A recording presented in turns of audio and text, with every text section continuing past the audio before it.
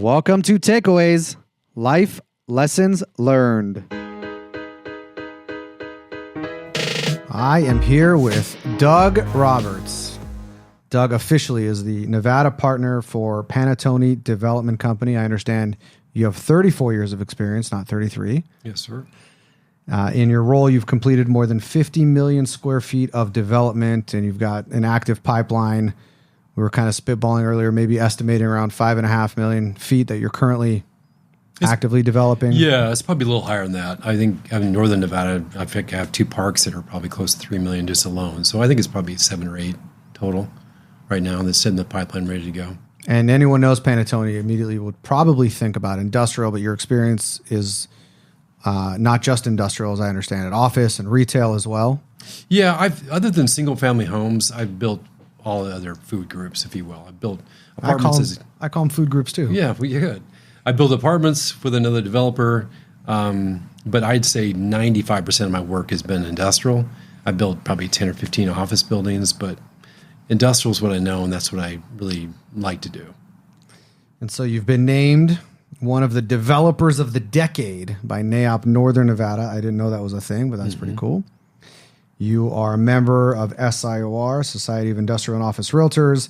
You're the former president and a board member of Neop Northern Nevada and a member of the CCIM, I imagine the chapter. Yeah. Yep. Founding board member of Northern Nevada Childhood Cancer Foundation and past president of the Reno Central Rotary Club. Correct. You've been busy. Yeah. I mean, my wife and I have a mantra that to whom much is given, much is expected. And so we try our best to take the gifts we have in life and give back to community. It's not always altruistic. Sometimes there's things that, you do good in the community and people recognize that and they want to make sure that you're taken care of and, because you're a valued member of the community. But at the same token, there's needs that we see and we try to fulfill them best we can. So lastly, on the intro, I would add, you are an intellect. It's my observation of you. Not everybody agrees with that, but that's fine. I think you have a unique brand of, I would describe it as intellectual, dryish humor. All right. I'll go with that one. And, I was like thinking about this. I'm like, you're the kind of person that I feel like if I had a critical life decision that I needed to make, I would come to you for advice and guidance. Well, that's very nice to hear. Appreciate that. So those are my words and your own words. Tell us who you are and what do you do? Well, I think that's an apt description. I think some of it comes from my father, who was an intellectual, dry humor guy. Really? I lost him in February, unfortunately. Sorry to hear that. Yeah, it was a loss for the family. He was 87. He was a former college professor, but he came from a unique blend, which I think in some ways I do too, where he grew up in what I consider the grapes of wrath. If you know that book, Steinbeck's book, where a family comes out from Oklahoma during the Depression and the Dust Bowl, they get on an old rickety truck and the family members make their way from Oklahoma to California and the great migration from the Midwest into California.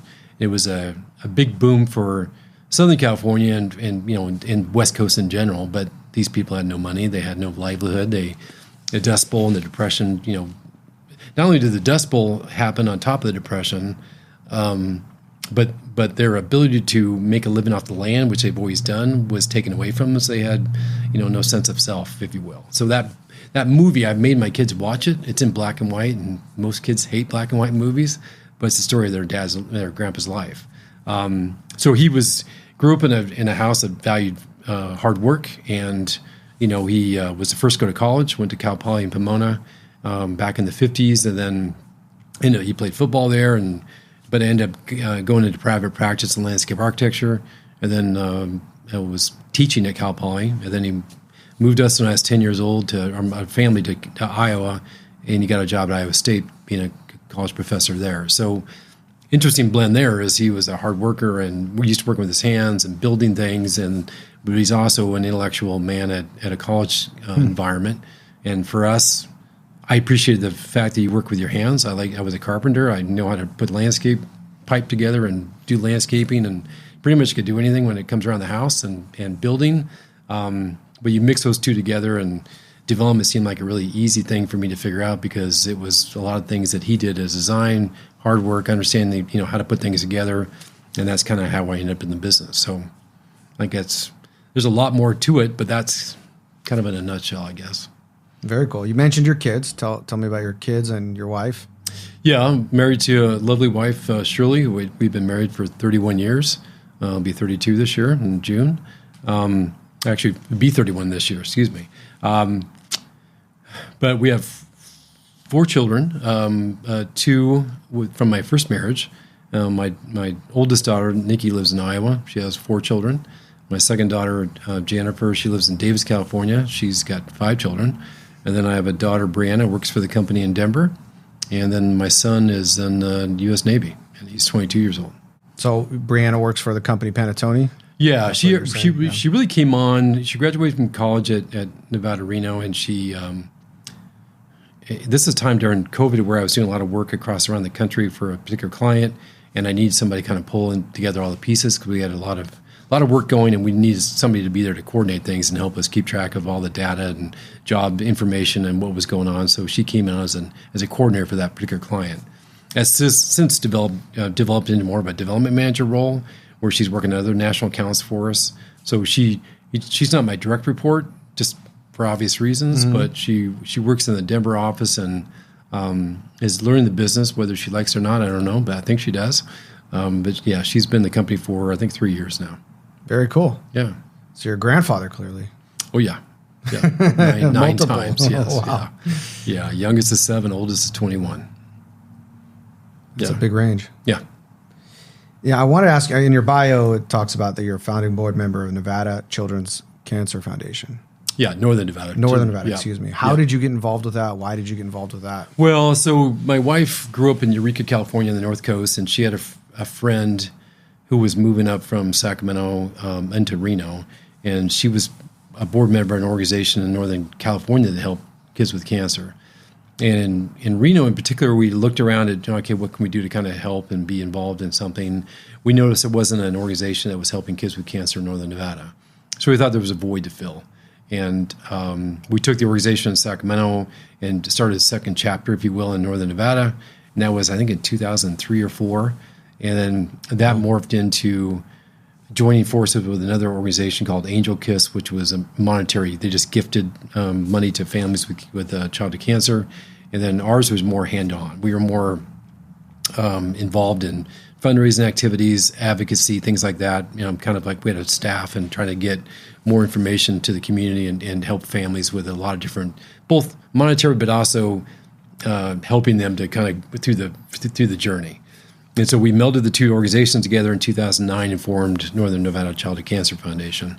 And my wife was actually working for Panattoni probably in 2017, 18. I get my dates all screwed up, but she then had the opportunity to become the executive director of the organization, and she worked there for about 4 years until early 2022, when she decided it was time to step aside and somebody else, took the reins. So it's been a labor of love. It's very intense. You're dealing with a lot of families and a lot of trials and tribulations with what they're going through, but it's worthwhile. Obviously, the amount of help you can do in the community for these families was a void that wasn't being filled, and we were fortunate to be able to do what we did, and now that void's being filled to some degree. You created something out of nothing, and now it's a fully running organization. Yeah, with probably 10 or 11 staff people. I mean, we have a building that was donated by Nevada State Bank back after the Great Depression, or Great Recession. It was depression for me. That was a Freudian slip. But anyway, we had a place to call home, and it's mostly office space. We turned this, it's like a condo and an industrial project. And we turned it into a nice office for our staff and the families can come in. And during Christmas time, they use the back room to put gifts together for the kids and the families. So it's pretty neat to see what's happened. It's growing exponentially from what I ever thought it would be. That's great. Yeah. So this show is called Takeaways, and it's about takeaways from people that have influenced me. So I like to ask everyone, I'm going to ask you, what's been the single most influential thing or event in your life that has shaped you the most? It'd probably be 1980. When I was 19 years old, I was a father. And when you're 19 and in college and suddenly become a father, you have to face the realities that you didn't have to the day before that happened. And I think, I was a typical high school kid, did sports and did fairly well in school. I wasn't an outstanding academic achiever, but I did pretty well and good enough to get me in Iowa State. And I was playing in rock bands and, enjoyed that life. And then I think I was in my first year of college, and then, my daughter was born in the fall of 1980. So I had to leave school for, I think, a semester or something when that happened, because I was working. I really had to support myself. So I think it was a pivotal moment only because I had to kind of grow up and very quickly. And that I think that put me in a path of, I'm going to pay my way through school. I'm going to, take care of what I need to take care of. I worked full time, still played in bands, but not as much, obviously. Worked full time, went to school, obviously had children, had her second one before I graduated. But it made me focus much better in school. And ironically, I always tell people going to school full time isn't necessarily the right thing for everybody, because you almost have too much time and you want to be a little more compartmentalized. It forced me to be focused, and it made me understand what I needed to do to get ahead in life. I wasn't meandering before that, but I certainly was less disciplined. So that was probably the seminal moment of saying, all right, you're no longer a kid who can just goof around. You gotta get your act together.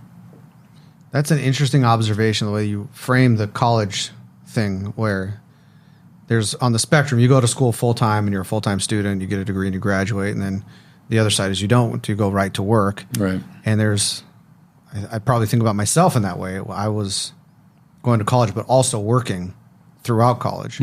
Not one job, but like sometimes odd jobs also, right, to keep myself busy. I never heard it framed like that, actually. Well, it makes you manage your time better, right? You also appreciate the fact that, going to college isn't just it's not a give me from somebody. You got to work for it, and some people works for it just going full time school. I mean, it wasn't for me, obviously, because I had both sides. I did much better when I was working because it forced me to have that structure. And I was a bartender, so at night I'd leave the house. I had to walk to the job because we only had one car. And then on the way home at 2 o'clock in the morning, I had to walk home no matter what temperature it was outside. And in Iowa, it could be 25 degrees below zero, and I could freeze on the way home, but I no choice. It just makes you more disciplined, I think. That's, for me anyway, that was my experience. Well, you do what you have to do as opposed to. Yeah, and I'm paying for myself, Yeah. So keep going on that track. You were in a rock band, you were in college, rock band, kids, work, college. What did you do right after college? So unfortunately, I went through a divorce. We moved from Ames, Iowa, where I was married and had the 2 children, to Davis, California, where my ex-wife wanted to go to law school in UC Davis, and we separated. And so I was going to go out to Sacramento to work. I was a sociology major. I was working in a nonprofit. What major? Sociology. Sociology. Okay. Yeah, so I was going to work in the the nonprofit youth world and help youth. Ended up going back to Iowa for 9 months, and then I really, with the intent of that was trying to get my act together. I kind of get my head around what was going on, and my mom actually was there at the house by herself because my dad took a job at Washington State. He had moved ahead of her, and so my dad liked the fact that he had a man at the house. I was there. I had my 2 kids. I was playing at bands again at night, so my mom would watch the kids, put them to bed. I would put them to bed, and I'd go to practice. Or in the weekends, I'd work Thursday, Friday, Saturday night from like 9 to 1 playing a gig somewhere. And it actually played pretty well. I mean, I actually made some good money doing it. And then during the day, I worked at a school for, I don't know the proper term anymore. Back then it was called MDBD, which is mentally disabled, behaviorally disordered. And so these were troubled kids, but they had mental disabilities. So I did that, and then I came back to greater Sacramento area and worked at the local conservation corps with 18 to 23-year-old kids for, I think, 3 years. And that was a nonprofit trying to get them an education and work ethic training. And I was one of the supervisors, and I became one of the directors of the program. And I also worked at juvenile hall during that time in Sacramento. I was doing bodybuilding, so I was quite large. And so they put me in some of the big units so I could be intimidated. And that was kind of the way they did it. these were pretty violent kids, but you're still a man and they're not. So you still have that, rapport that you could at least say, hey, don't mess around. But, and then that was until 89 that I approached a local developer in Sacramento. I tell people quite candidly, I was tired of being poor. I needed to make some money. I was just kind of getting by, and he gave me an opportunity. That was 1989 when I got into development. And I just asked him for a job. And a month later, he gave me one, which was shocking. But so I remember in talking to you, I thought like corrections officer was in my mind. Yeah, close. And it was that's the juvie. Juvenile hall, right? Yeah. That's where I made that connection. Because I thought about going into law enforcement at the time.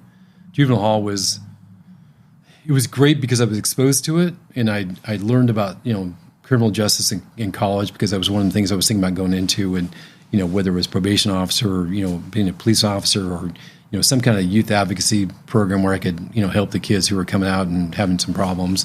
And after juvenile hall, I kind of felt like I was in jail too, because you come in, you can't leave. Not like you're going to go out and run some errands. I mean, you're in there from 8 hours and that's it. You eat lunch there, you eat dinner there, whatever you're doing. So I kind of felt it was limiting. It wasn't something I wanted to do full time. Mm-hmm. And full time being correctional officer in a prison or whatever you're doing, you just have to. I kind of figured I wanted more flexibility, I guess. In law enforcement, even though it appealed to me, I looked at development as building things as funner. And that's what I did at the Conservation Corps. I built things with the Corps members. Whether it was picnic benches or whatever we were doing, we were building things, and I liked that. What is the Conservation Corps? So there's 2 or 3 levels of it, but at the state level, Conservation Corps in California is a massive employment program for 18 to 23-year-old youth.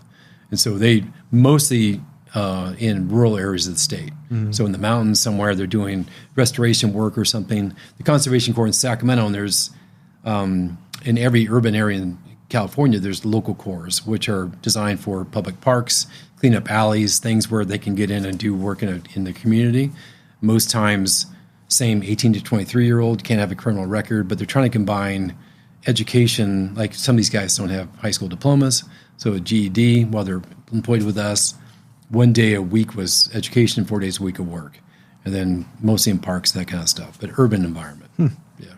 Sounds like a good program. Yeah, no, you could satisfy the Democrats and the Republicans, but one side was helping get education, the other one was making them work and work ethic. So you could sell it to both sides of the aisle. That was a good sell. Yeah, and providing in a way a service to the state. Yeah. So my core business is commercial real estate brokerage and property management, I should say. And often you talk to sales agents, commercial real estate brokers, and they have aspirations of becoming a developer. Or when you think about a developer, it may be a general contractor that got into development, or maybe a finance person or an architect or something that moves in there. It's not a typical path to go from juvenile hall director to development. No, not at all.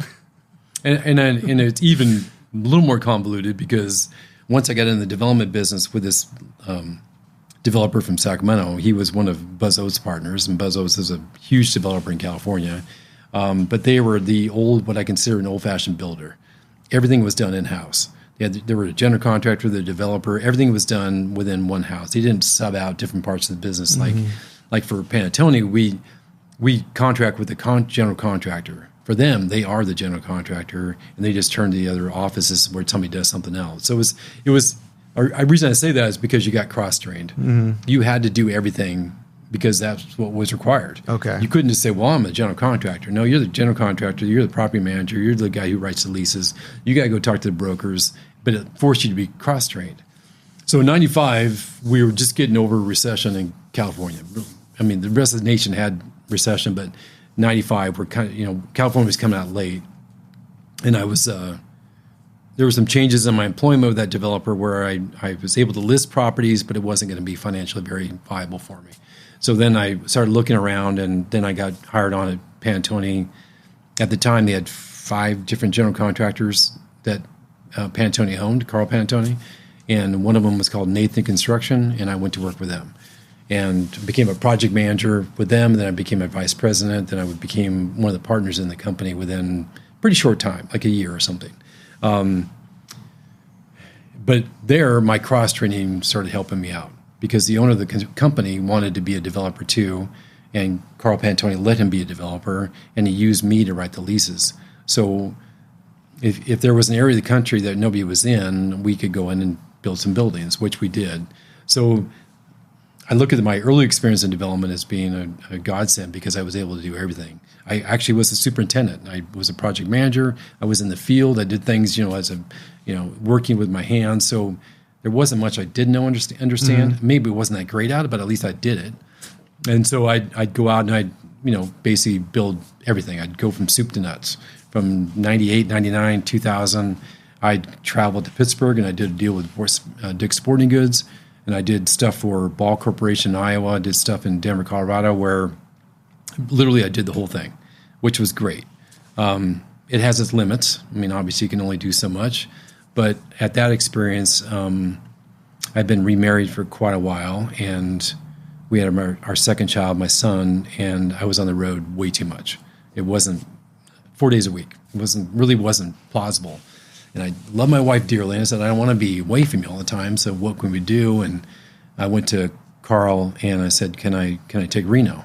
And we were living in Sacramento at the time. And he said, sure. So moved over the hill, took over Reno and Las Vegas. This is in 2001. I became a full-on development partner. So that's how that happened. Mostly to get myself off the road. And they were kind enough to give me a territory. Yeah. So we talked about, you mentioned Carl, you mentioned Panattoni. And you mentioned in your early days the old school developer and the structure that was. Mm-hmm. Talk about the structure of Panattoni as a company. Yeah, so it's actually pretty flat considering the size. I think by most people's metrics, we're the top 1, 2, or 3 biggest developers in the United States. We are the biggest developer in Canada. We are the biggest developer in Europe. And we just opened an office in India. And Carl's model of how he does things is development's a very capital-intensive business. You have to spend a lot of money, and you need to either have deep pockets or you need to be using somebody else's money who has deep pockets because it's just expensive. But his method and what worked, I think, particularly well like in places like Europe is enable people in a certain geographic market to own what they build with him. And so if you're in Reno or Las Vegas and you're on your own and they say, we'll bring you capital, debt, our marketing because we have a great resume, all you need to do is go get deals. That's pretty enticing for somebody like me who at the time didn't have much money, right? I'm like, well, I can't afford to build these buildings by myself, but if they're willing to infuse capital into my market and bring me debt and I can use the relationships that Panattoni has with the brokerage community and learn how they did it. Carl taught us, our client is our brokers. That's who we want to make sure we're taken care of. And it's worked to me wonderfully. But enabling me to own part of the project with them makes a very motivated individual. And it's been probably the single most motivating factor in Panattoni is the fact that we own stuff with the company. So there's 14 people like me across the country. There's 2 guys in Canada. There's 2 partners in Canada. And I don't know how many partners are in Europe now, but there's a lot because there's so many different countries, obviously. But each one of us owns a piece of our buildings.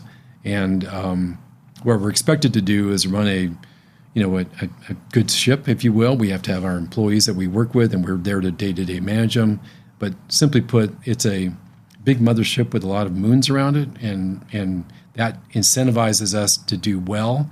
But, there's some things Carl-isms, one of the things he says all the time is enjoy the success of others.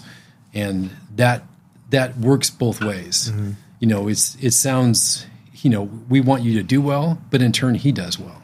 And it's been a great model for us. I'm writing that one down. That's the first of many Carl-isms I imagine we're gonna talk about. Yes, it is. So the follow-up to that is what's the brilliance of the company, but you already really just laid that out nicely. In the way that it's structured, he's able to attract talented, motivated people and to work with an intellect with work ethic like you for a long period of time. Yeah. But it's also a way of doing business that I think is probably not unique, but it seems like sometimes people assume it's unique, is that you have a very honest and forthright way of doing things where, whoever you're doing business with feels like they're being being treated fairly. I remember this because, I remember Carl saying a few things early in my career with him is, if you have a few dollars left in your budget and you're doing a building for somebody, give them the money back in some kind of improvements to the building, which seems like intuitively, like a business person says, I want to keep my expenses low and my profit high and make sure that I'm, grabbing every dollar I can. He doesn't think that way, because you get repeat clients or you get a satisfied client, and the broker says, hey, that's pretty cool. The guy, put in a water feature and he didn't have to do it because he has some extra money in the budget. That's the kind of stuff I think just permeates through the company, where you treat people right and then you do repeat business. And that's, even if they're not going to grow, at least they'll be a good reference for you. And that's huge in my world. Talk about the client is our broker. Well, let me just kind of, yeah. I don't know if you noticed, I'm wearing I might have noticed beautiful shirt with Panattoni on it. Right. The Travis Matthew brand. I mean, top of the line. Yep.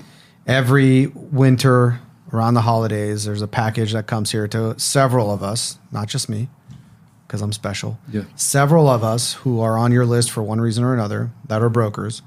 And it's not, a tchotchke. It's something nice like this. Right. One year was a winter coat, like a blue puff-up winter coat. This is Panattoni here. And, you can bet like a week later, there's 5 of us in here wearing the same Panattoni swag. That's one little example of how you guys treat the brokerage community. I can give several more. Yeah. But there are people out there in the real estate community that don't like to pay broker commissions, because that's either money they could keep, or they just frankly view brokers as they don't do a lot of work at all, and you're getting these enormous fees. Sure.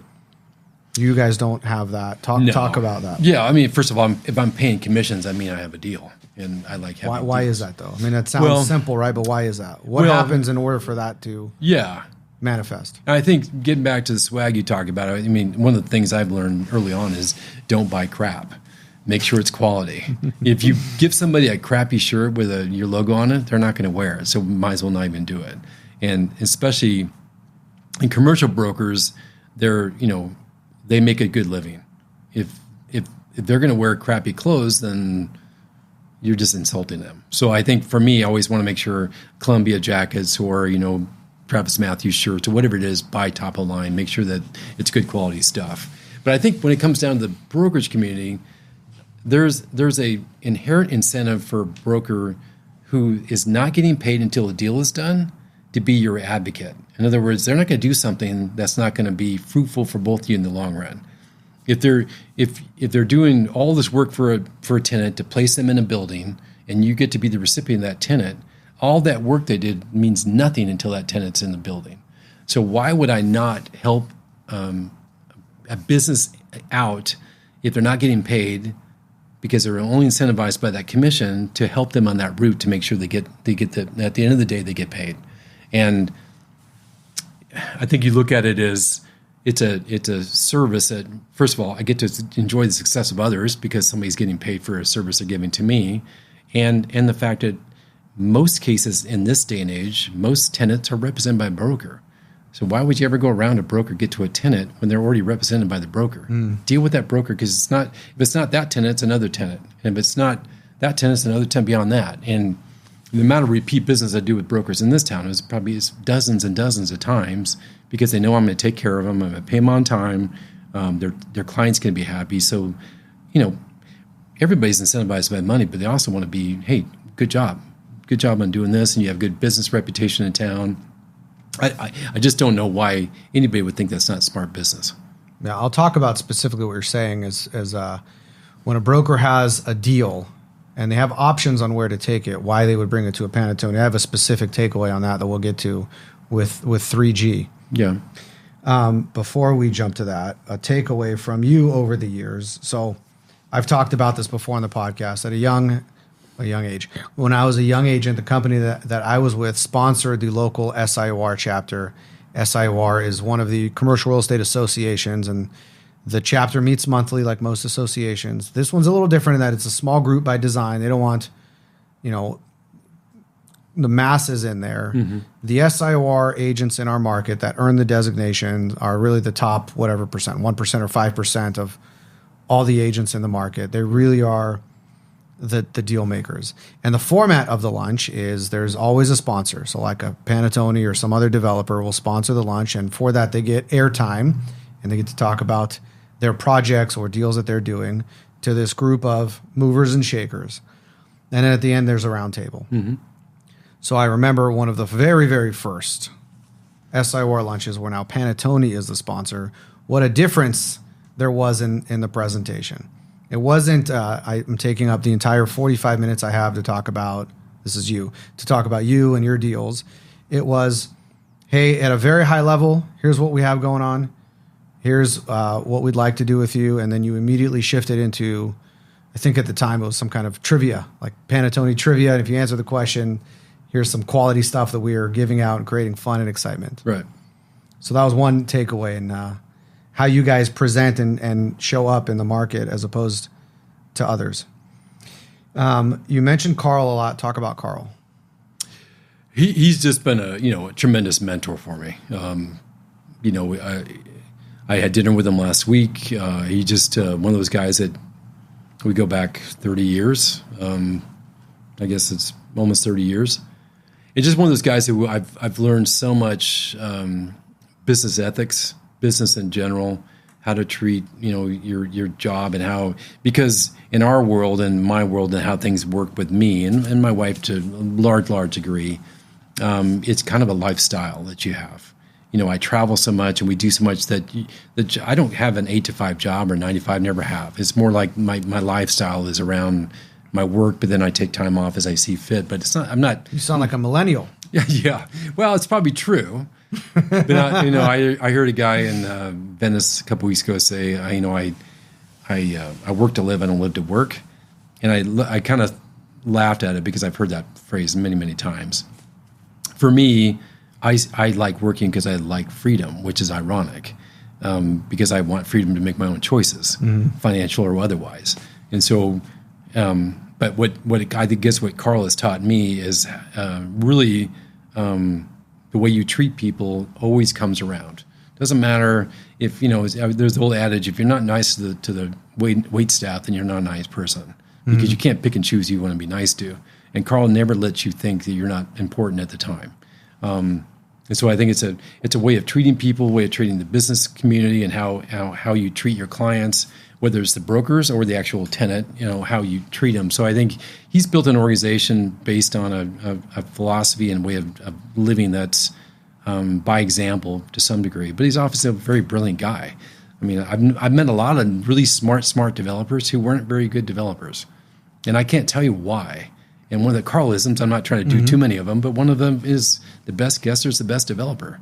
And you sometimes can know so much that you don't do something. I mean, you know too much, or you make the wrong decision at the wrong time. I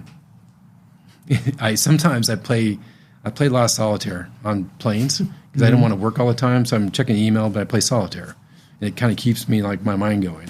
If I move one stack to the other, like if I have a black 7 to a red 8, and I have 2 choices, and I move one, I always check both, right, to make sure I'm making the right move. Mm-hmm. Development's the same way, where I could choose this site plan and build this type of building, or I can make this site plan, use this, and that is irreversible. But you just have to guess what your gut tell you, what's the brokers tell you, what's the market information tell you. So I think for me, just understanding the choices you have and how you make these decisions is very intuitive. And Carl has a sense about this stuff that's uncanny. Like when he opened Europe, like I was over there because one of my clients was going to Europe, and Carl said, "Hey, would you do me a favor and make that introduction so we can see if we can work with them in Europe?" I said, "By all means, let's go." And so we were over there, and we were at dinner or something one night, and I said, "So why are you doing this?" And he made a comment about, if I'm not growing, cut my wrist and put me in a bath. I mean, I'm done. And I was like, that's phenomenal. That's the type of wiring he has in his head, right? Mm-hmm. I mean, just want to keep on moving, just keep going. It doesn't gloat over deals, doesn't say, hey, I got this deal done. It's like, all right, what's next? That's what he says to me all the time. Hey, what's next? Like, congratulations. All right, that's in the rear view. Go, what's next? And that's is that a good thing, or is that is that a lead to burnout kind of a thing? No, it can. But it's not that type of environment. It doesn't. Yeah, it feels like it's couched in everything else you're saying about him. Yeah, you're self-motivated. So if you didn't want to do it, you just don't do it. And that, I think what it does is if you're not careful, you don't smell the roses. Mm-hmm. But on the other hand, don't get caught up in your own BS. You got to, great, good job. The market saved you probably. That's happened many times. Like, did you underwrite that exit cap? No, the market saved me. Good, move on. So it's almost like don't get up in your own, don't think too much about yourself and how great you are. But, you must be good, but, don't gloat on it. You move on. So that's one of those, you can be self-aggrandized and you kind of step back and say, I made a good choice, had some great partners, things worked out, let's move on, let's go. But that's just kind of what I learned from him, I guess. Yeah. And again, you mentioned brokers are the clients. Why wouldn't it be that, the occupiers that you're working with are the clients? It's not mutually exclusive. It's not a binary choice. I mean, to me, it's both. Yeah, that is my end client. I got to take care of that tenant, and the e-commerce company we talked about offline is my client. But that broker, in this case, there's a major brokerage firm that represents that particular client. They want me talking to the end user because it builds that rapport that they know and they can trust me. I'm not going around them. We're gonna take care of both of you. So I think as long as the tenant's happy, the broker's usually happy. It's not always the other way around. The broker's happy, the tenant could be upset. But if the tenant's happy, the broker's usually happy. So you got to watch out for both. But I may not do 15 deals with the tenant. I'll do 15 deals with the broker. So no matter what situation is, I want that broker to be happy till they call me again. We're talking about it in the sense of the broker has a company that needs some development, and then they bring them to you. Right. There's also the broker knows about a land opportunity or a building that can be acquired, and they can take it to the usual suspects. Yep. And you want to be the usual suspect, so to speak. Just be in the conversation. Yeah. Yeah. And I remember at that SIOR lunch that I mentioned where you guys gave your presentation, you talked about this concept of the triple play. Mm-hmm. I don't know if Panattoni invented that or what, but that's where I first heard it. So all right, by my book, it's yours. Yeah. So talk about what is that? Well, so the broker in an ideal world can get 3 commissions off of one transaction. And it's not selfish. It's just the way it works. I mean, if the broker represents me in the land transaction, there's a land commission. If the broker represents me in the lease transaction, there's a leasing commission. You buy the land, and then you're going to build a building. Right. And then you have a building to lease up. Yeah. So that's the second piece. And then I got to sell the building. Well, and then you have to sell it to whoever, an investor that's not you, basically. Yeah. So if we're in a what I call a merchant build situation where we build the building, stabilize, and sell it, that's merchant build. And so those are three transactions. We don't always do that. Sometimes our capital partner wants to keep it, promote us out, we get paid, and we go away. And sometimes we build it and we want to keep it. Mm-hmm. But that's the nature of the triple play, and it's worked well because obviously, it's 3 transactions and one is a pretty good deal. And so there are people out there that might say, well, listen, broker, you're going to get 3 opportunities for compensation, so you're going to have to discount me on each one along the way. Not going to happen. And why? Think of all the money you could save. Because I want to worry about the next deal. That's the part of that not gloating. Move on. Yeah. I think Carl would kill me if I ever said I want to discount a broker's fee. Yeah. Unless it was outrageous. But no, you pay a market fee every single time. That's what you got to do. And I'm happy to do it. And over time, this is where I'm going with this. Over time, you guys have a reputation for, if I as a broker have a selection of people that I could take an opportunity to, because of that, because of the transparency, because of the way you deal with people, that if there's extra money in the budget, you're going to roll it back to them. And I know that you're, if not the first call, among the first calls. Well, that's great. That's my intent. I'll as long as I'm in the group, I can hopefully win the business, but don't win them all. That's the takeaway basically from Panattoni. So mid 2000s, we're in Las Vegas, Southern Nevada, global Great Recession. I was a young agent. One of my coworkers said, hey, Neop is this association for developers. They've got this thing called the Developing Leaders Institute. I wrote you a letter of recommendation. Here's the application. I already filled it out for you. All you have to do is sign it and send it in. Don't think about this too much, Chaim. Just do it because it's good for you.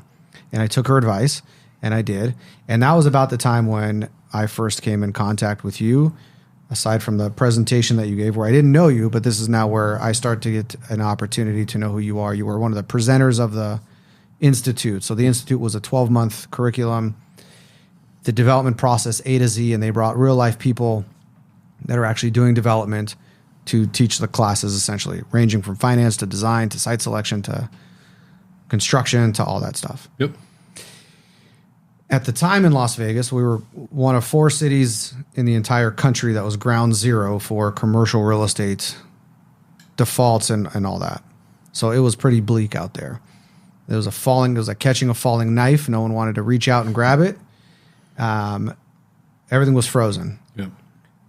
Real estate went from private ownership to either people sitting in cubicles in Irving, Texas that are called special servicers, or it went back to the bank.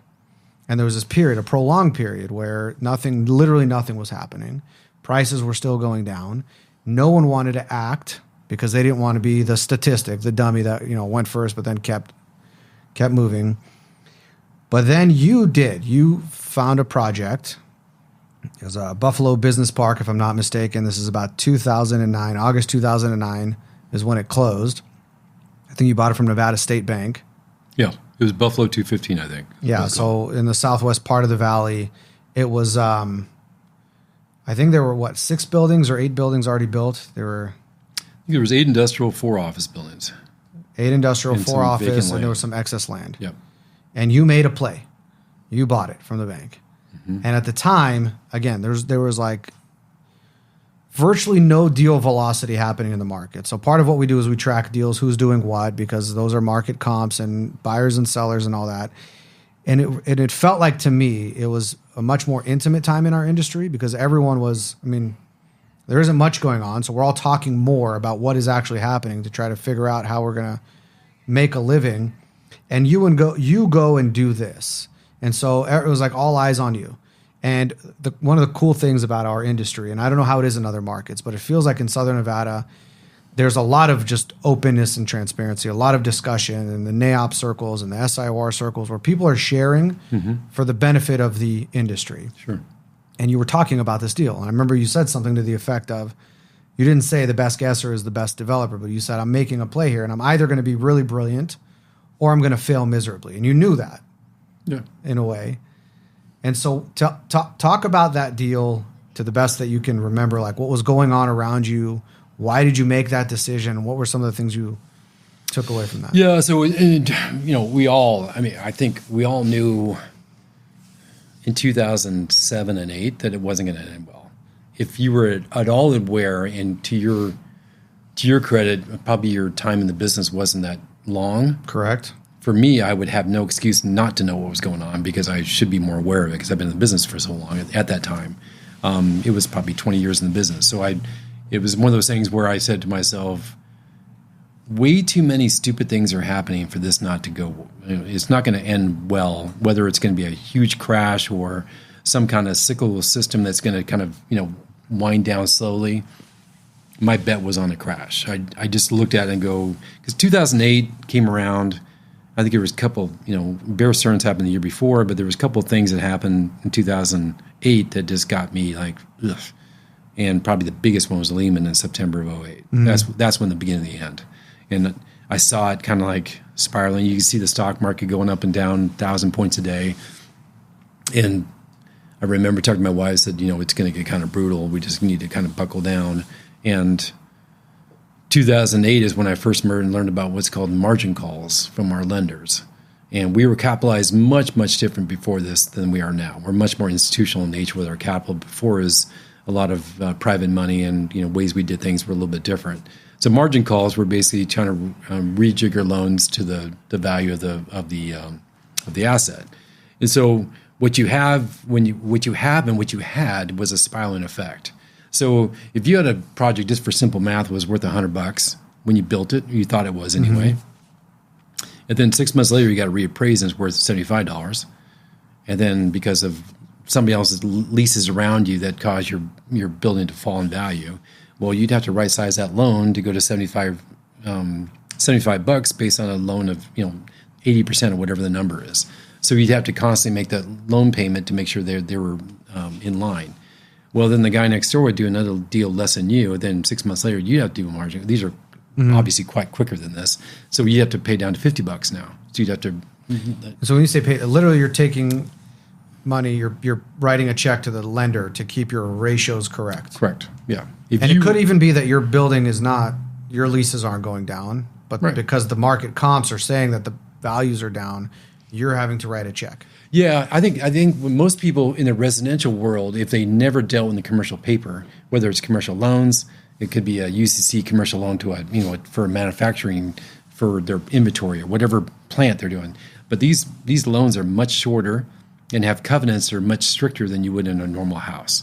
If you had a $500,000 house and it was worth $300,000, they didn't make you do a loan margin. You just keep on paying it. In the commercial world, it's much different. You constantly have to be mark to market. That's how they operate. And so it's what I call a death spiral, where you constantly have to remargin your loans to get as value slowly got down. And where I was concerned in 08, early 09 was, this is not going to stop. When's this going to stop? When is there going to be a bottom to this where we have to go down any further? Because eventually you're taking all your cash and you're throwing it out to loans. And then after a while, people in our position or other people's position, they forget it. Just take it. I'm not going to make any more payments. And that's where the death spiral and what happened with that is why there's so much capital that to be infused in the system by the Fed, because banks didn't have any money left. They didn't want to lend to each other. They didn't trust each other because of what happened with Bear Stearns and Lehman, and the system kind of ground to a complete stop. It was a credit freeze.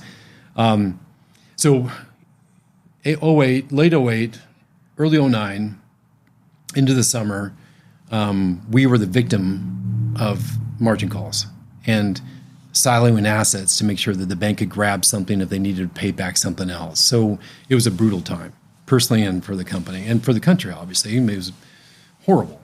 But in the brokerage world, you need transactions. Even if it's a negative transaction for the seller and buyer, you just need a transaction to make money.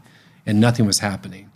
By the time August of 09 came around, I finally got to see something on the other side of the ledger. In other words, I would have been over here getting my teeth kicked in. And then I looked at this and I go, wait a minute. Because I think Nevada State Bank, I don't know if somebody called me. I don't remember the genesis of how the deal came up. And I looked at it and I go, this actually makes sense.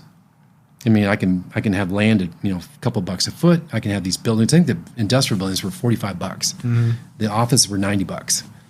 And I said, I mean, even in this state of just pure disarray, how can I lose on this? And it was a chance to kind of turn the tables a little bit on what's going on. It was the beginning of me kind of seeing a path out. Because if I'm getting margin called, that means everybody else is getting margin called. And there's blood in the water. I can go at least do something, to buy an asset at very, very discounted value.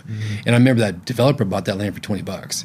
That was back in the time where things were going crazy on the Beltway. I didn't really understand the values. I didn't think they should be that high, but unless it was making sense. Was that Lee Phelps? Was that his project? Yeah. But my goal was two things. I didn't want to hurt him, and if there was ability to have loan forgiveness, it was on him. Couldn't do anything about it, but I wasn't going to stick him with anything. And if we bought the note, I can go after him for deficiency judgment. I don't know if you're familiar with that term. Sure. But that wasn't my goal. So basically, you become the lender. Yeah. And he has a loan at $100. You're buying it for $50. You've got a $50 deficiency against him if you wanted to go after him for that, basically. But that wasn't my goal. Right. Nor it wasn't the right thing to do. If I was satisfied with that basis, that's good enough for me. The other part of it was a bunch of liens on the property, construction liens, that were not getting paid. And that was probably $2 million at the time, something like that. And there were 7 or 8 different guys who had liens. During a foreclosure, those liens get wiped out, right? I could have paid 0, but I made them all whole. Because number one, it's the right thing to do. And number two is I'm in this valley for years. I'm not going to have these people say, hey, that developer screwed me out of all my money, or he paid me 50 cents on the dollar. And the letter of the law is you don't have to pay them. 0. You didn't screw them. You didn't contract with them. No. But just the same, you bought it. Now it's yours. You didn't pay them. So that's going to be the reputation. Right. And another Carlism. This one I remember. No dead bodies. Is that right? This one, no dead bodies. Right. Yeah. Is that where this would come into play in a way? It wouldn't. That was a forward dead body. Forward. So we found a dead body before we even started, and I didn't want to be that guy that said, "Hey, sorry, guy, you're out of luck," because it's not just they didn't do anything wrong. They leaned the job like you're supposed to do, and the recession hit. And how would you feel if a developer as prominent as us basically said, "You're screwed. Sorry, nothing I can do about it." In the long run, ironically, not one of them ever called me and thanked me, which I thought was kind of weird. It wasn't like I was looking for any kind of attaboys, but it would have been nice to get a call. But in the long run, by the way, that's a takeaway too. Yeah, like it's okay to thank somebody from time to time. Yeah, by sending you money. Yeah, even if it's owed to you. By the way. Yeah, it didn't thank have you to. for payment. Yeah, but I know by reputation and people talk. To your point, everybody was talking back then that people heard that we took care of these people, so it was a good move. And again, it was the right thing to do, and kept us our reputation intact. A dead body to me, when he says no dead bodies, if we sell a piece of property, a finished building or whatever it is, 6 months later we have something come up, that's a dead body. Where, did you know about this? Yeah, I just didn't take care of it. That would be a non-starter. You don't do that. Everything needs to be nice in a bow, and I have a picture on my wall of it's a character of me and two guys from our construction company that we work with now, and it's me with gum on my shoes. And the guys are back there trying to scrape it out, right? Because I say, I don't want gum on my shoes when a deal closes. I don't want to hear about it 6 months from now. It's gum on my shoes, and I don't want it. And they always joke about it, but I always tell them, whatever you do when I sell a building, no gum on my shoes. I don't want to have to worry about it. Same principle. Yeah. All right, so Buffalo Business Park. So that one turned out actually really, really well. It was when we bought it in 2009, I just wanted something to do to keep me in the game, because financially I wasn't hurting like everybody else is. We were still, making a salary and I could afford to live. And it was a bad time for net worth, but it wasn't a bad time for living. That makes sense. I lost a huge amount of my net worth, but I could still live. And I was okay. I had low debt. I wasn't levered up on a bunch of stuff. So I was fine. But I wanted to stay in the game because I got to come out the other side. Your car wasn't getting repoed while you're at the office. No, I didn't. That was happening back then. Yeah, absolutely. It's a lot of people. But thank God I didn't have any debt. Yeah. I didn't have car loans. I didn't have a home that was levered way up. So it was, again, I always say I'm blessed, but I just want to be there because Carl says, we always come out stronger out of these recessions. It calls it hurt a little bit. We kind of come out stronger. So I was like, I hope that's right. But I wanted to at least be hanging around the hoop. When things got better, I could be there. And so we ended up doing a lot of work in the properties, just kind of get them up to snuff. There was just a few things that need to be cleaned up, from a legal standpoint, the parcels, whatever it was. Then we started selling them off one by one. And probably for the most part, I remember now you'll probably go, oh my God, wish I had that stuff back. We'd probably sell them for $75, $80, which was almost doubling our money. And then the office buildings probably didn't do as well of a margin. But then we had the land we used for build-to-suit for US Micro. Right. And that's one of my proudest buildings. That's a gorgeous building. It had nothing to do with the design, but the way it turned out is very eye-catching. Yes, I think I remember, you correct me if I'm wrong, when you were talking about this back then, that was how you saw this project. You can buy this thing with some existing buildings that you can then turn around and sell, make some money on, but really you end up with this beautiful rectangular parcel of land. Yep. And I still think it was an interesting way to look at something. Yeah. But even if it wasn't like a huge money maker, it wasn't huge, but it's good. It kept us in the game. And that was like half my battle was like, I just want to be relevant, whatever that means. Yeah. So I'm here, I'm doing work, I'm still in town. And the building we built kind of just kept it going a little bit longer. And it's a nice thing to see on the freeway when you can see a building being tilted in 2010 when nothing was going on. Is that when you built US Micro? Yeah. Yeah, that was a big deal too. Yep. Fast forward to 2012. Now I've graduated Neop. I'm more involved. DLI. I'm more involved. And I want to say it was a Neop tour at the Shuffle Master building that you built, also on the 215. Yeah. Or like 215 in Jones. I still, correct me if I'm wrong, if my memory's right, for the timeline, this was, again, one of the only buildings being built. So it was a big deal. We're all going to go tour it, and you're guiding the tour, and you're walking us around. And it stuck with me that a big takeaway was you were pointing out that you designed, so it was a build-a-suit for a specific company called Shuffle Master. Yep. This was the company, if you go to any Las Vegas casino, you see the little machine that the dealers have where they put the cards in, they push a button, it shuffles it for them, spits out the other deck. Right. And they had a lease. They were leasing these machines to all the casinos. So it was like the company was killing it, probably. Right. Yep. And now they need to build their own building. This is when I learned the term build-to-suit. Mm-hmm. So you're doing a build-to-suit. So you have a site. Company needs a project, you build it to their specifications for them. And I emphasize all that because as you're walking us through the building, you were pointing out specific features in the design that you insisted on that if this building ever needed to be changed, it could be changed for a more general use. Can you fill in the blanks there? Yeah. So, I mean, some of that comes from my construction background and understanding how things come together. And I think that's where it served me well to understand flexibility is the king, because you don't want to go back after the fact and try to retrofit something. If you can avoid doing that, don't waste your dollars. And number two is everybody who buys it afterwards has that flexibility from you so that you get a better price. So in this case, I think we did embeds, they're called. They're embeds in the column or the panels, and you can weld a ledger onto it and put a mezzanine on it. So in the concrete columns of the warehouse? Concrete wall panels, panels. I mean. Yeah. So there's a couple things. You have to engineer it to be able to hold the load. So your panel may be a little thicker and a little more steel, and the embed allows you to have a weld point. And a ledger is against the wall, so you put the ledger against the wall, you bead weld to it, and then that way you can put that second deck on and put the building into 100% office if you wanted to.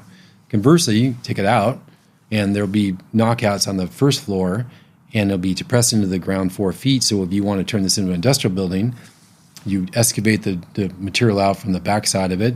It's 4 feet down, so a truck can go into it. You knock the panels out, put doors in, and now you have an industrial building. So it's like a transformer type design as far as the building goes. And that's something we look at every single time we build a building. At least we're supposed to. Mm-hmm. How can I make this most flexible as I can to make sure I can attract the most? And how much more does it cost you to add that flexibility? I don't know if I have a dollar number for you, but it's surprisingly cheap. Yeah. Because if you're forming a panel on a slab and you got a bunch of steel in there and you got to put an embed and some other stuff, it's pennies on the dollar. It's irritating if you don't think about it afterwards. Like, I should have done that. But hopefully you remember why you want to be flexible, because users change. I mean, 20 years ago, we didn't see the same type of users we see today. An e-commerce company has an intense amount of employees, so you need more parking. They want more office space, or they want this, or they want that. Things change over the last 30 years I've been in the business. So just be prepared for it and try to do what you can to be ahead of it. So fast forward, I'm at a company called MDL Group, and we were in a building that the co-founders built on Jones and Desert Inn. So one co-founder is a CPA firm's downstairs. The other one is Carol from MDL Group. So MDL is upstairs. Okay. And we were bursting at the seams. We needed to move. We looked just like any other user. Well, what would we lease if we were to lease? If we were to buy something, what would we buy at the time? It's probably around 2016, I want to say.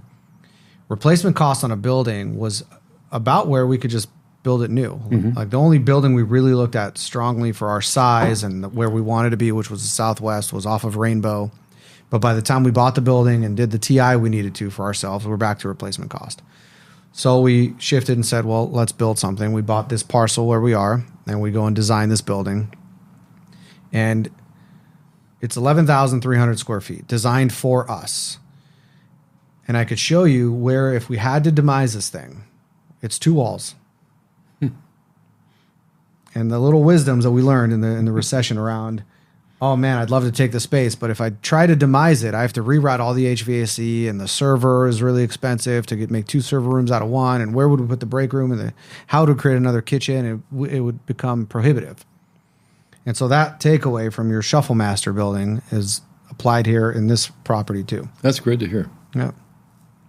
Good for you for remembering. Yeah.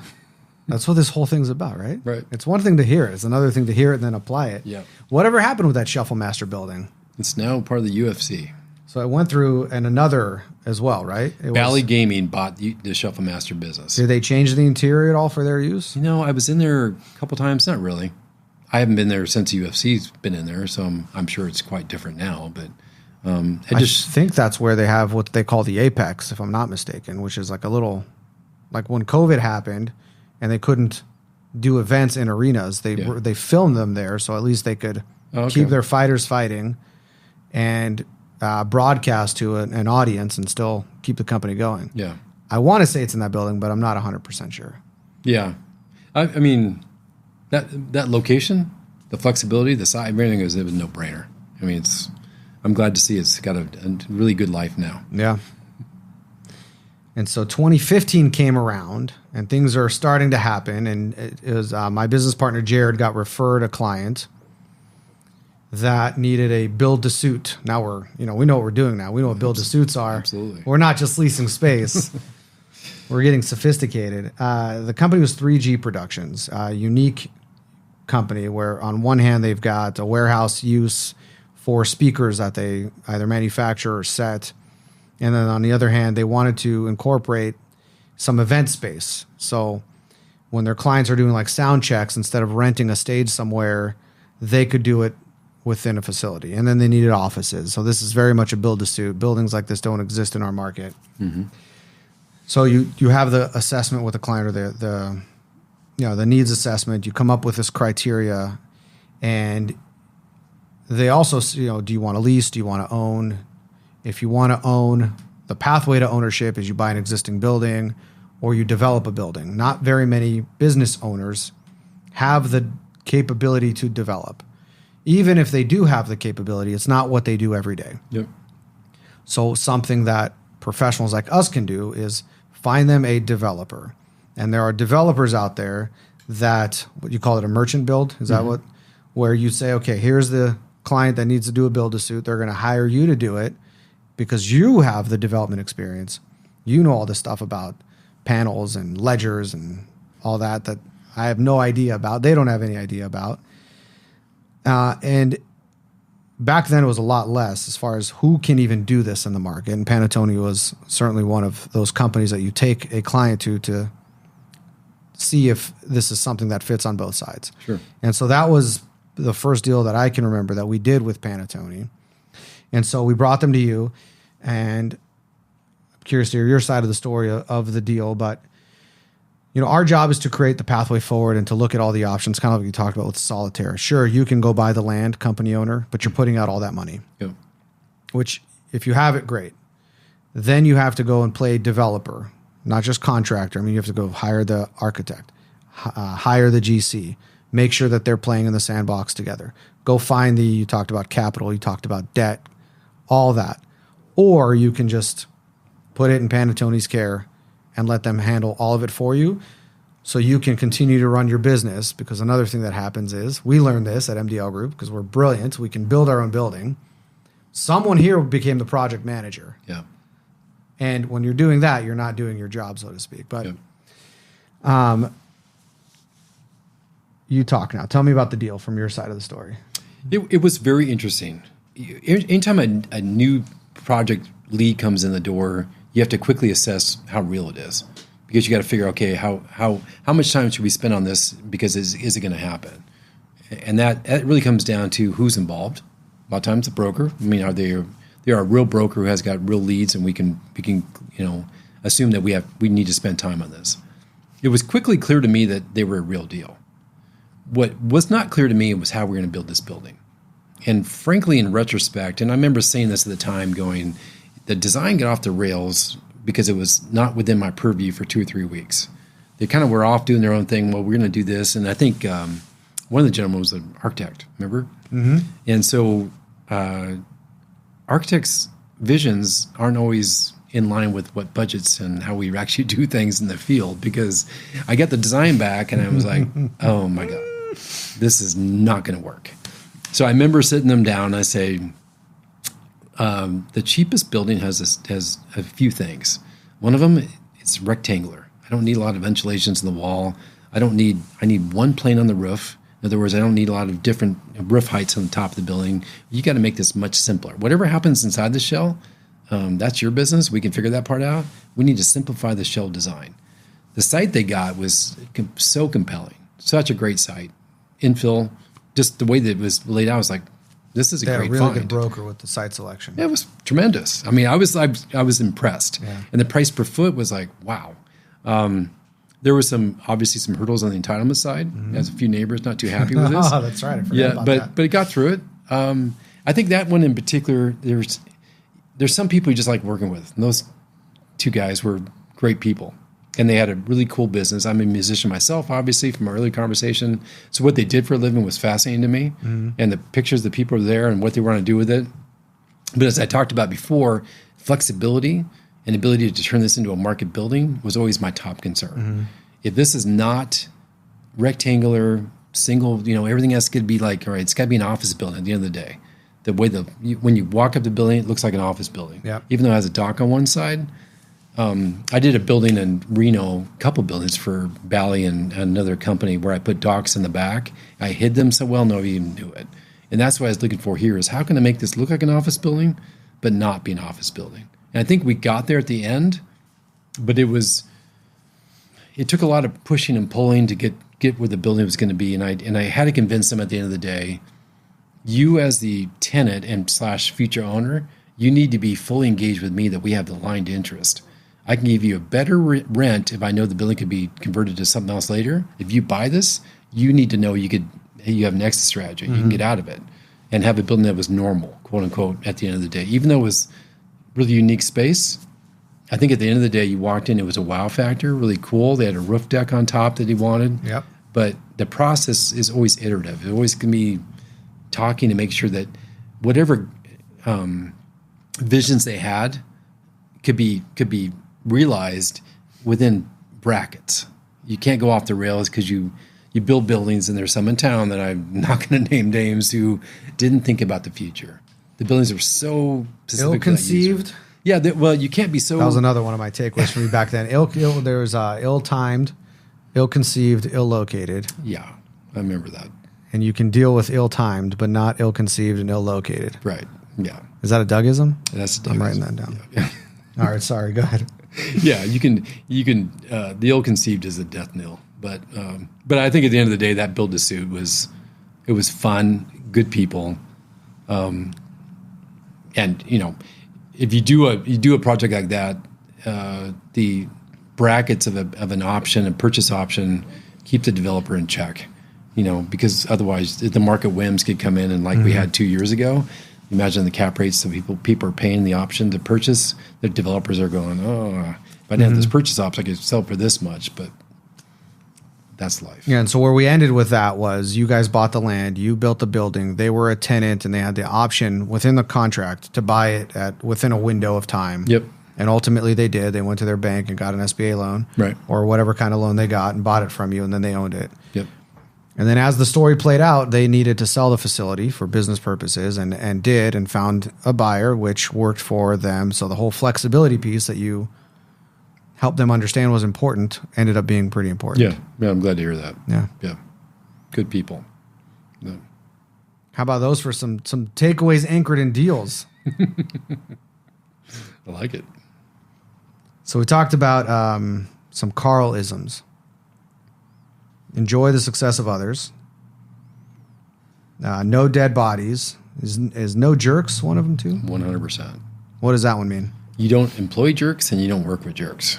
And if you do work with a jerk and you want to fire him, you can fire him. In other words, you have a client that you don't want to deal with, you have permission, no matter what the cost is to the company, of not working with them. And that's a very, very important thing. We have that discretion to say, I don't want to work with this person, they're not a good guy, or a good woman, or whatever. But we also internally, you don't have jerks working for the company because it reflects on everybody. Yeah, and that's a tried and true ism. I've seen it. Sell two, keep one. Is that one too? Yeah, it was probably more in the early days where capital constraints led you to have that mantra. It's hard to keep buildings. Buzz Oates was the king of it. I mean, Buzz was a bombardier during the war. I mean, old-fashioned guy, salt of the earth. He's a legend in Sacramento. I mean, and legitimate legend. But he would get enough cash up to build a building, put a loan on it, take the money out from the building and go build another one. He'd just repeat this over and over and over again. And I think with Carl, it was a matter of, was there enough capital in our deals to sell a building, get enough capital out to go build the next building or two buildings, whatever. So it's that mentality of recycle your capital all the time. You live or die yield wise and return to you as a person, as a profession on leverage, which during 08 and 09 turned out to be quite a problem, because if you're so highly leveraged, you had to put your capital back in. So we try to keep our leverage low now because we learned that lesson. But it makes a big difference in your IRR if you're highly leveraged, because your cash is so small relative to your profits. But, I think for us now, the capital structure is such that we don't have to have that mentality as much. But it certainly, personally, it made sense to me to be somewhat conservative and not get over leveraged. Yeah. What's another Carlism? Well, one time we were on a plane, and I remember him saying, "It's better to be down here wishing you're up there than up there wishing you're down here." Hold on. You're on a plane. It's we're getting ready to take off.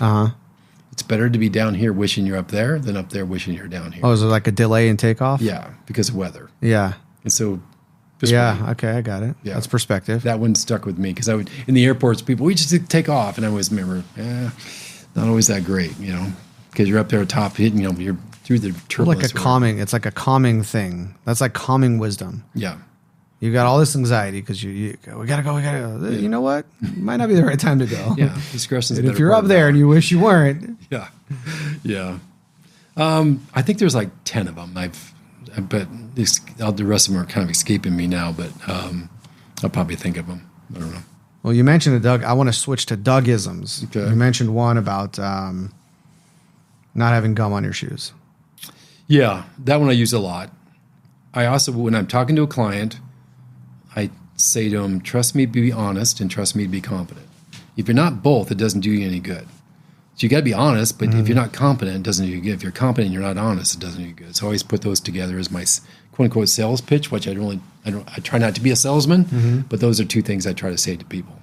And I do joke about low expectations is the secret to life, because in a lot of ways it's true.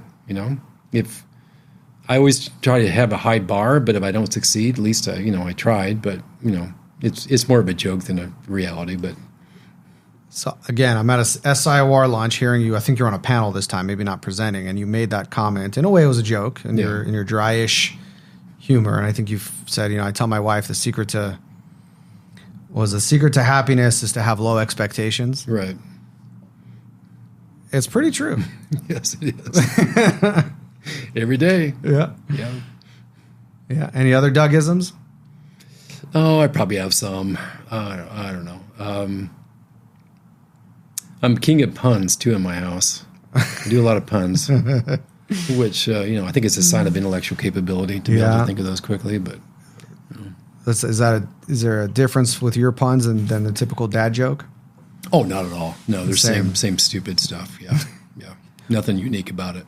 What about your dad? You mentioned your dad at the beginning. Did he have any sayings that he would always say that stuck with you? He's folksy humor, folksy way of saying, because his dad was Oklahoman, so was his mom, and mom's from Texas. And, and I haven't talked enough about my mom, because, my mom is a huge part of my life as well. But I think he was more folksy in the way he did things. He'd say howsomever, which I thought, what a weird thing to say. But he just had more of a... What does that mean? It's kind of like, however, like, I don't know why he put the words together, but it was like one of his silly things he used to do. But, he loved guys like, you probably don't know Jerry Clower. He's a Mississippi, kind of a folksy type guy, like Andy Griffith, Andy Griffith, like that. And so that just kind of that, just normal guy, humor. And I'm not sexist at all. It's more like just that working humor that he used to bring to bear. And, we just in conversations at the dinner table, he loved the Roadrunner commercial. The Roadrunner cartoons, which kind of drove you crazy after a while, because, Wile E. Coyote never caught him. On the other side, my mom, I always thought was smarter than my dad, which is, my dad was a professor, my mom was a sharp one. Because she, she grew up in an era where dad said you can go to business school for 2 years and then that's it. He's not going to pay for college for her. But you pay her in Scrabble or some other board game, Trivia Pursuit or whatever. She's amazing what memory she has. But she's the calming force in the family. She's always the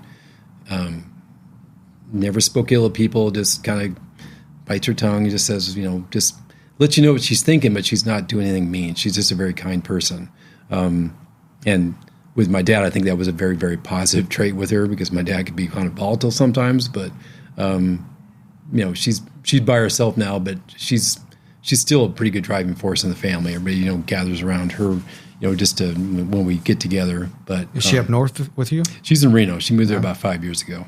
But my brother's in Davis, California. My other brother's in St. Louis, and my sister's in Columbia, South Carolina. So having us all together, we were just in this past Easter. I got in from Europe Saturday, and Sunday morning they were at my house because we were all there, gathering with my dad's stuff. So having a good strong family. My dad, mom, and dad were married for 66 years. My wife's family, mother and dad, have been married for 60 plus. I can't remember exact. So pretty unique having both sides married that long. You and Shirley are halfway there. Yeah, but it's a good example. Yeah. It's sometimes in marriage, they always say, she's not perfect, but she's perfect for me. That kind of thing. You just, you count your blessings and say, you're fully committed and you're ready to go. But your parents taught you that, you just have to kind of every day just wake up and count your blessings and keep going. So that's a good place to go with an ending question. Okay. What advice would you give a new or young professional in Las Vegas, or I guess Reno, that was trying to make it? Well, first of all, I think some of the things that you talked about with the Las Vegas community, you would think in some ways, if you're from outside the market, that would be much more disparate in the way that people do things, because it's kind of a transitory market, relatively new. It's growing like crazy. A lot of new people come in.